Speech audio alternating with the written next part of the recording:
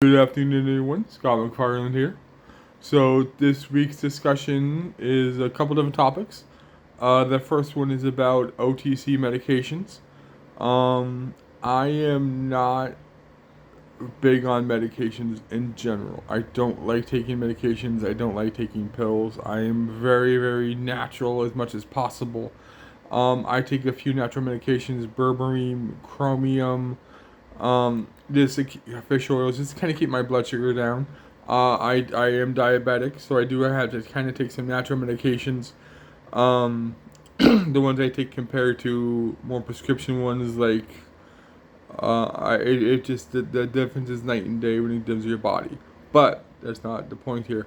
The point today is about over-the-counter medications,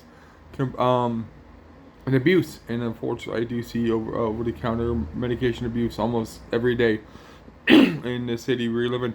I am a residential counselor as far as a few other things for youth, and I'm finding pills and I'm finding bottles and I'm finding stuff on an almost daily basis. So unfortunately, it is a big problem we have in Reading. Another thing we talked about this week was inhalants.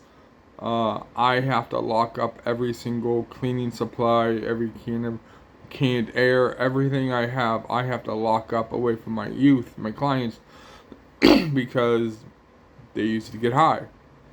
And it's unfortunate. Bleach and cleaning supplies and liquid airs are all highly toxic, but they're still used quite a bit to get high, and it's unfortunate. I do have to take very, very big precautions to lock these things away. When we have our ADLs, daily living skills, I have to sign them out to the clients. I have to watch them use them the entire time.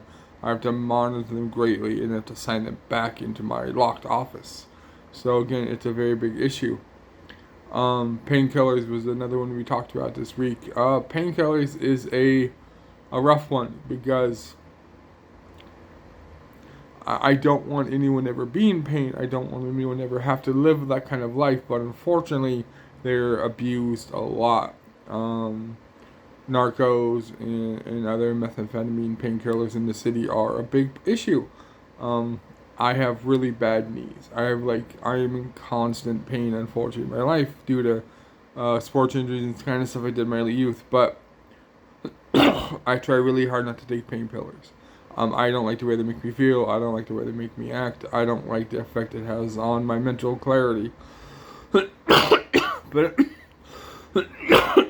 I'm never going to tell anyone to live that life just because I am against painkillers. But again, they are abused a lot in this city. And it's really easy to do it. You can go to a doctor and say, "Oh, hey, my elbow hurts, my hip hurts, or whatever," and an unethical doctor will just prescribe you whatever you want. And it's really, really easy to get your hands on legal narcotics. And they're legal narcotics, in my opinion. They're legal prescribed pills that anyone can take. And you can carry them, you can't be stopped, you can't be prosecuted. You can be for misuse, but you cannot be prosecuted for typical average use of a painkiller. And if you don't need one, you're just gonna get high, and it's gonna have a really big effect on your mental clarity and your physical body after a while of prolonged use. So that's my views on this week's topics of inhalants, which are one of the most dangerous things that we have around the home every day. OTC medications, which again, go to any store, buy something over the counter, just use it really, really easily.